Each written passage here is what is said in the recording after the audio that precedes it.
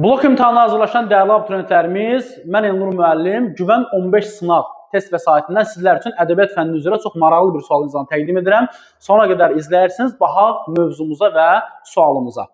Demək, təbii ki, mövzumuz nəzəriyyə hissəsindəndir. Deyir ki, vəzinlərin müqayisəsi ilə bağlı cədvəldəki səhv fikirləri müəyyənləşdirin. Təbii ki, bizə səhv fikirlər lazımdır.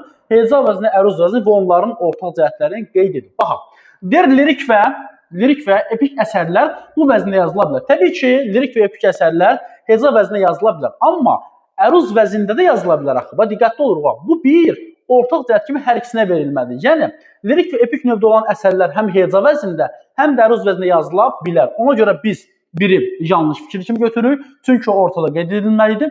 Əsas tələblərindən biri misradakı hecaların sayının bərabər olması. Təbii ki, bu heca vəzninin qanuni tələbidir. 2. Doğru fikirdir.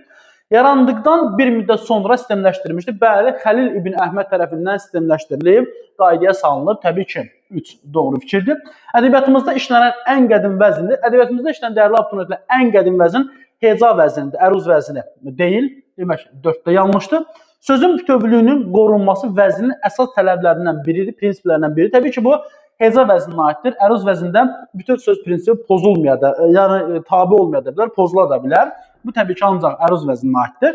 Ahəngdarlığın gözlənməsi vacibdir. Bəli, həm əruz vəzni, həm də heca vəzni ahəngdarlığın gözlənməsi vacib şərtlərdən biridir. Təbii ki, bizim yanlışımız oldu 1, 4 və təbii ki, 1, 4 və 5, yəni D variantı. Bu cür videoların davamı üçün mütləq kanala abunə olursunuz. Növbəti sual izahı hansı mövzudan olsun, məhz onu siz seçirsiniz, rəy bölməsinə qeyd edin. Həmin mövzuya çox maraqlı suallar sizlərə təqdim edək. İmtahanda hər birinizə uğurlar arzu edirəm.